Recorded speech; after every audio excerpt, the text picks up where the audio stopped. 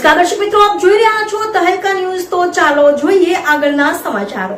પનોલી police મથકેથી મળતી માહિતી મુજબ પનોલી જીઆઈડીસીમાં એચપી ફાર્મા કંપનીના ભાગીદાર પ્રશાંત વરસડિયા ગત 28 ઓગસ્ટના રોજ પાનોલી જીઆઈડીસીમાં તેમની એચપી ફાર્મા કંપની સામે પાર્ક કરેલ કારનો કાચ તોડી તેમાંથી રોકડા રૂપિયા 2,35,000 અને 15,000 લેપટોપની ચોરી કરવામાં આવી હતી।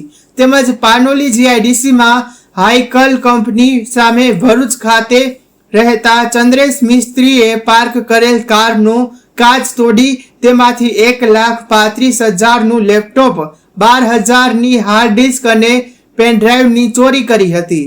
જે અંગે પાનોલી પોલીસે રૂપિયા 3,98,000 મુદ્દામાલની ચોરી અંગેનો ગુનો નોંધી વધુ તપાસ શરૂ કરી હતી।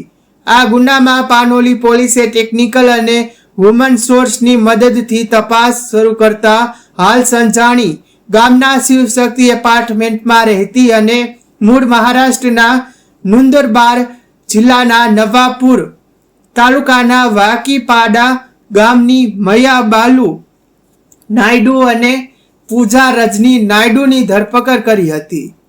બંને મહિલા પાસેથી રોકડ રૂપિયા 4900 વાકીપાડાથી 15,000 થી એક મોટરસાયકલ, 10,000 2 મોબાઈલ અને કાચ તોડવાની ગિલોલ કબજે કરી હતી અને આ ગુનામાં સામેલ વાકીપાડા ગામના કાર્તિક બાલુ નાયડુ, આકાશ રજની નાયડુ, સંજય રજની નાયડુ અને ભરત રવિ નાયડુ વોન્ટેડ જાહેર કરવામાં આવી રહ્યા છે।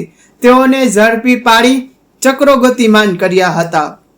તહેલકા ન્યૂઝ સાથે રિપોર્ટર અવી સૈયદ, અંકલેશ્વર। તો આ હતા અત્યાર સુધીના સમાચારો। વધુ અપડેટ્સ જોવા માટે જોતા રહો તહેલકા ન્યૂઝ।